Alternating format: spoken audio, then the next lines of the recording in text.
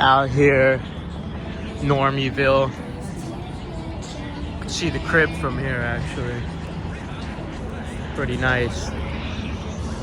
I figured I'd take a walk down here, get some steps in, maybe have a performative cigarette, you know? It's nice seeing all the regular people just enjoying life. Not lost in thoughts, just enjoying. You understand that eventually you're gonna have to stop giving a fuck what anyone thinks, right?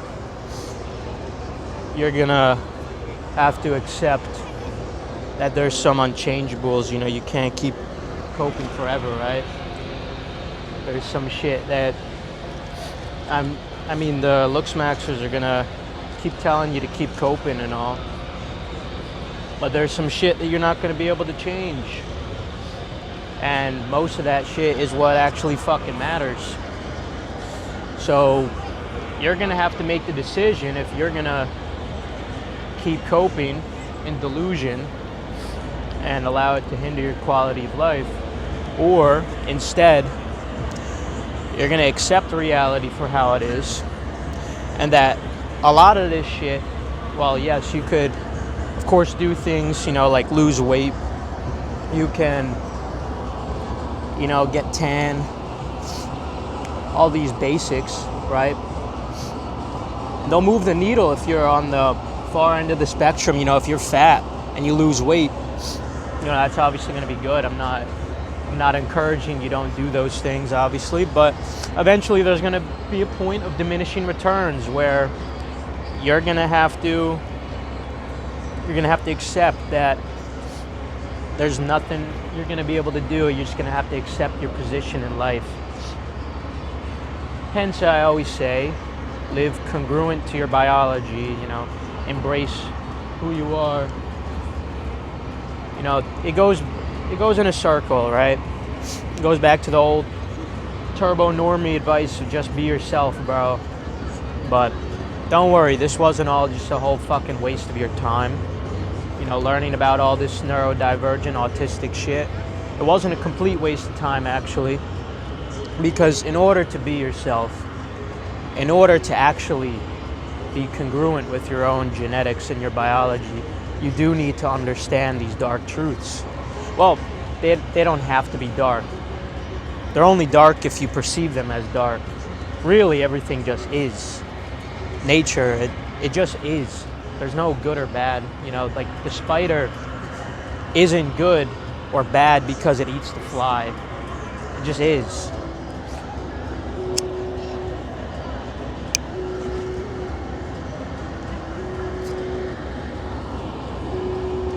So you need to accept these things, right?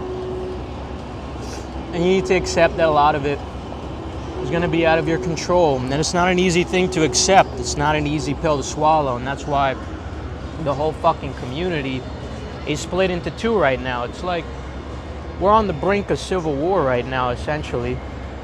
There's the genetic determinist side. And the surface level people called us, the people who accept genetics, doomers, right? But it's really quite the contrary. It's not that at all. On the other side, you just have pure delusion. These looks maxers, doing absolutely retarded things. And because a lot of them are autistic, they're risking things like facial harmony to, instead of seeing surgeries as just to correct facial flaws, they're trying to get to Chad level with surgeries. And that is not a winning gamble. Maybe one outlier, 1 in a million, could achieve that natural harmony. But the overwhelming majority people are not going to be able to do such. So there's a lot of people who are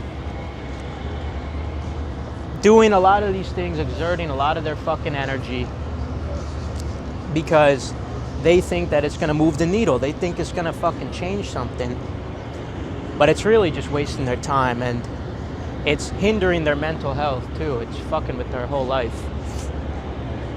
They would be so much better off if they instead decided to just pick up stoicism and learn to accept the unchangeables. And that's why we're not fucking doomers.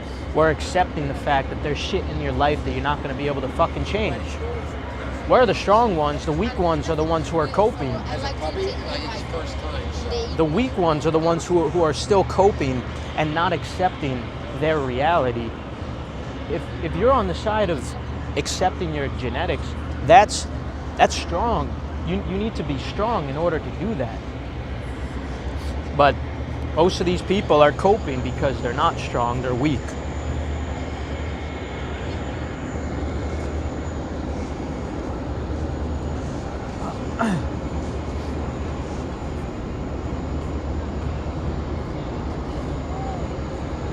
There's so much peace you'll find when you finally just like let go. You know, you do the objective good things. You know, like you get to a low healthy body fat because it's objectively good. It's not out of insecurity. It's because you know it's objectively a good thing to do. You get down to a low body fat, you go to the gym, you build a nice physique and all because it's objectively good. And then there's diminishing returns with a lot of the other shit. And you'll find so much peace instead if you just accept what you've been given, your hand in life, and you try to make the best out of that hand. And unfortunately, it's easier said than done. There's going to be some people who are given better hands than others. I was on my way here, and I saw some guy in a wheelchair. He was a little person, and I almost recorded him, not to make fun of him, but like for your sake, to give an example. And I stopped myself because I couldn't fucking bring myself to do it, because I was like, God forbid this guy like sees this video somehow or whatever. Like, I don't know, I just couldn't bring myself to do it. But I feel a lot of sympathy for those people, because obviously I understand the hand they've been given, you know?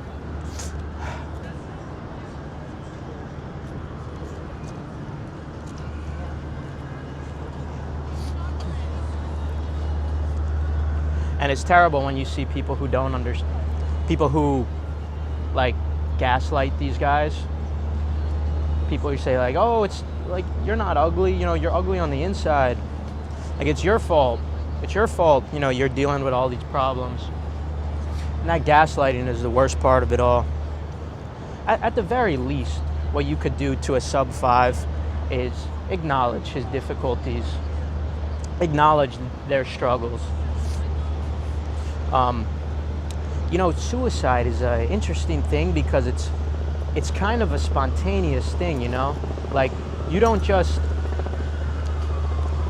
So there was 3 twins, right? They have this identical twins. They had the same exact DNA.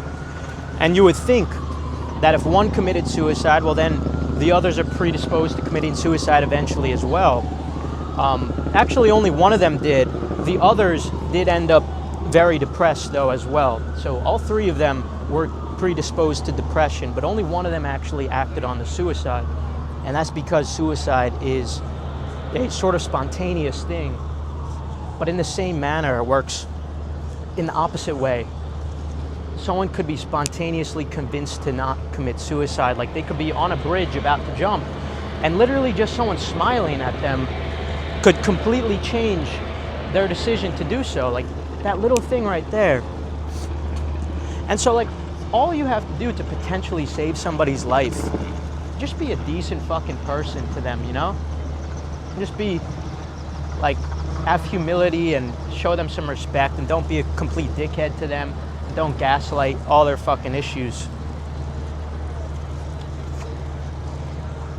I'm not saying this is what you have to do. I'm not saying I'm morally superior or whatever. I'm not. I'm a bad person. I do a lot of fucked up shit in my life. But this is something that maybe I guess you could say is good that I do. I don't like to gaslight people. I acknowledge their difficulties because I acknowledge the truth about the world. And it's crazy how You could really stop someone from committing suicide with just like the most insignificant thing. And that's a big deal.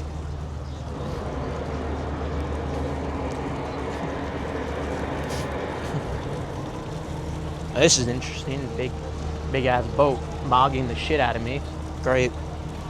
Obstructing the whole ass view. That's fucking great.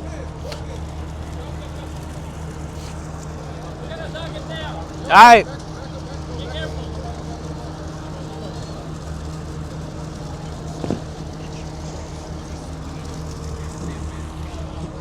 Of course, like, could dock anywhere, but they fucking dock here. That's great.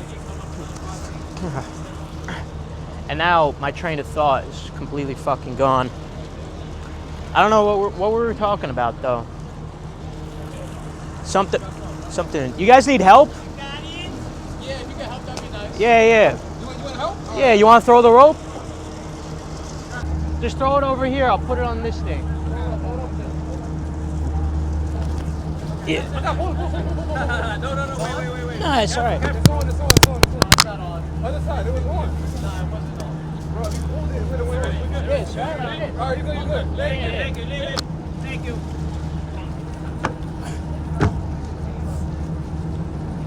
Oh, I lost the fucking magnet for my mic. Alright, it's over here. Hold on.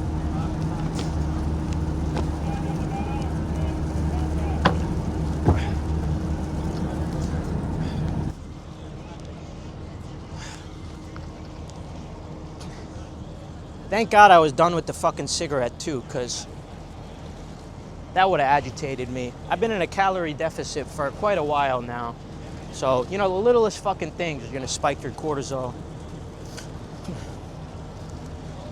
I really don't remember what we were talking about.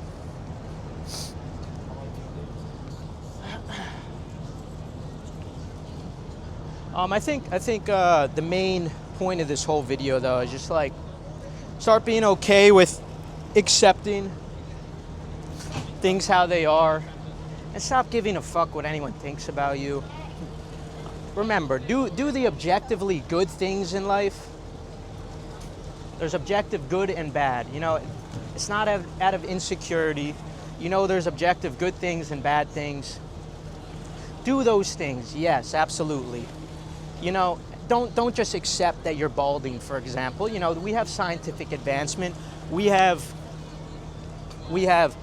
finasteride, minoxidil, and if it gets to the really bad point, there's even hair transplants, you know. If you do have the gene fraud, make sure you hide that, obviously. But yeah, just stop giving a fuck what anyone thinks. And it will be so freeing. It'll be like a big weight lifted off your shoulder. Like, I'm out here, you know, being watched by like 100 normies who might even be able to hear the fucking autistic shit that I'm talking about. But I don't give a fuck. You know, it doesn't fucking matter to me. I don't give a shit. And this is an important concept in Stoicism. You know, when people like criticize you, analyze those people. Like, why would I care about the opinion of these people? Why should you? And the truth is, you shouldn't. Now, there's nuance to this. You know, like if Elon Musk criticizes my business, I'm going to take what he has to say into account. I'm not going to get emotional and upset by it, but I'm going to like understand it because he has a superior perspective. But the truth is, the majority of normies don't have a superior perspective. The majority of normies don't understand life any better than you. So just stop giving a fuck. Just let go. You know, as the greatest movie, one of my favorite movies, Fight Club. Tyler Durden's big on just letting go. Just let go. Stop giving a fuck. It'll be so freeing.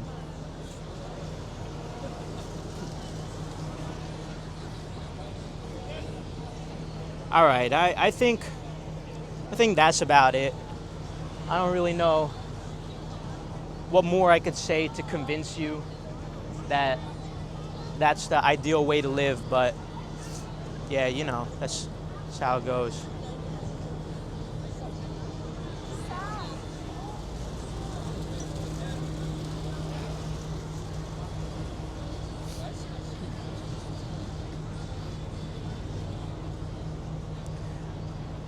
and try to enjoy the normal things in life. You know, I sometimes, you know, I try to force myself to be a little blue-pilled, think a little delusionally, not only externally, like acting like a blue pillar, because you want to do that.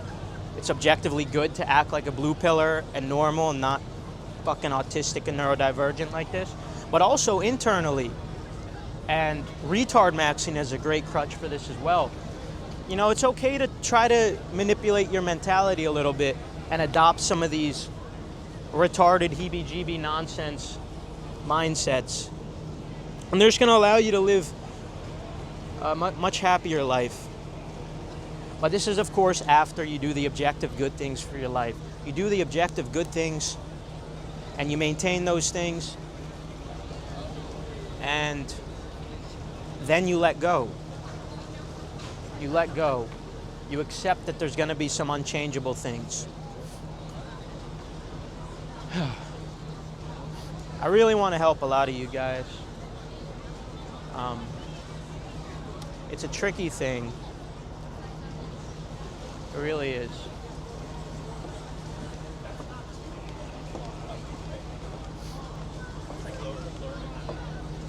But yeah.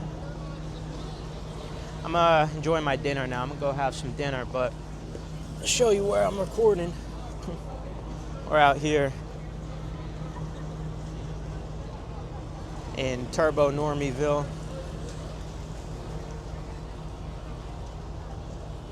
It's beautiful here. Yeah, as you can see, plenty of people, but I don't give a single fuck. I mean, look, there's my crib there. You think I would give a single fuck what, like, anyone else thinks? No, come on. Let's be real. I want you guys to get that too. You know, money maxing, that's in your control.